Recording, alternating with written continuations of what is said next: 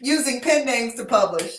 Listen, of all the books that I have shared, I think that this book in particular tickles me because it allowed me to not be confined by the expectations of people. So welcome to the last official week of March into Publishing. I have a special announcement though to make.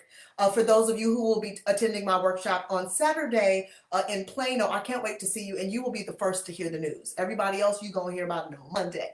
But anyway, this book that I'm talking about today gave me the liberty not to be bound by a brand. I have built a brand for many years. People know me as being a little no nonsense, Rakisha don't play, but I'm gonna get stuff done. Like they call me midwife because whatever's on the inside of you, I'm gonna help you bring it out, right? So with that type of personality, and then I had been married for 19 years, my God, right? So people did not know me in this capacity. So it's a little different when your identity shifts and then something in your life changes. And I laugh because when I look at Facebook, you can kind of tell with women in particular, like when something changed in their relationship because they like their last name changes to like a middle name.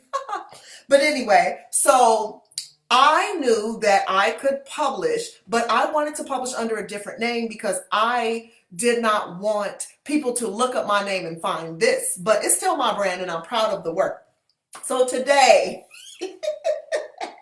I am talking about 10 Tales of Jerks and Their Works Online Dating Disasters. I'm from the old school.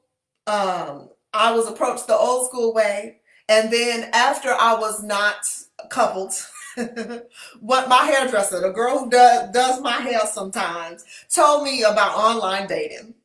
So I explored it and I learned some lessons that were comedic. So I tried to use comedy in things. And I had a conversation with one of my friends. We were sitting at a restaurant and I said, girl, I want to write this book about some misadventures that I have had with online dating.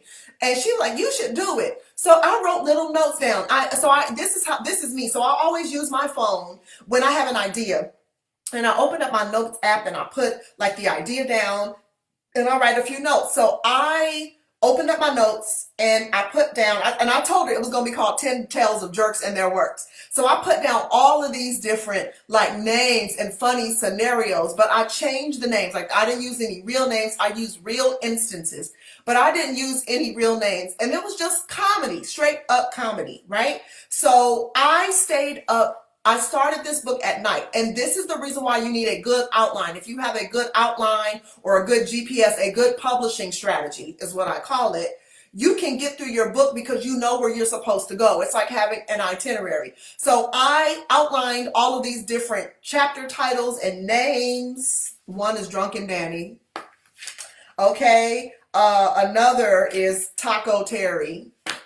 And then I told the story about these dating disasters. And some of them were first dates. They didn't make it to the next date. I didn't have a relationship with them. But I'm saying, like, I just have to tell the story. So just like yesterday when I talked about masterful mentorship, I also chose to do it in this easy read format. I did not put my picture on the back because I didn't want to, even though it's my pen name, I didn't put my picture on the back like I did on this one, right? I didn't put my picture on the back because, like, who this? And those of you who know me from like high school, you know my name was Rakisha Marshall Ellis. So Ricky Marshall is also my daddy's name, but I did the female version of it and I published under a pen name. So if you have an existing author account, you can publish under a different name. If you want to free yourself from either the expectations of the brand that you built or you want to try something new and different, you can do that. Why not? Do I really market this book a lot? No.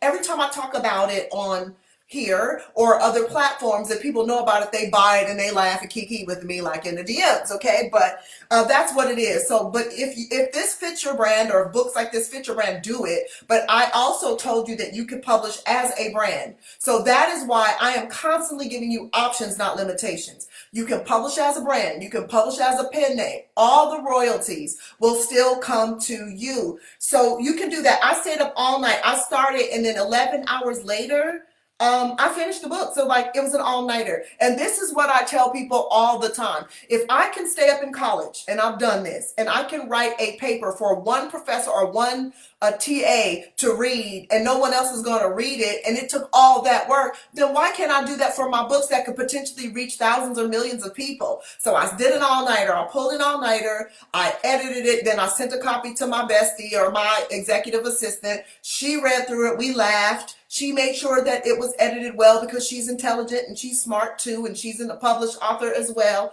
So she did that, made sure that all the edits were done. Then I got a cover designed. He's in a suit, but no, right. And then the back of his suit. Okay. And I went ahead and I published that sucker. And I had good fun doing it. So you can do that too. You can publish as a brand, as an alter ego. You can publish as a group. You can publish all different kind of ways. But the bottom line is get right. Okay? If you learn nothing else from me, publish. It builds your brand. It increases your income if you leverage it and do it the right way. Listen to your girl. You know it's your girl. Okay, so that was book number 15 of 19, and I already talked about 17. So tomorrow I'm going to do book number 16. I only got like 2 books left, I think, of it. So tomorrow I'm going to do Cultivate Your Core Talent, and I'm going to talk about how to franchise your book brand. I want you to think about franchising when you start certain series or certain titles. How do you make a franchise out of that, okay?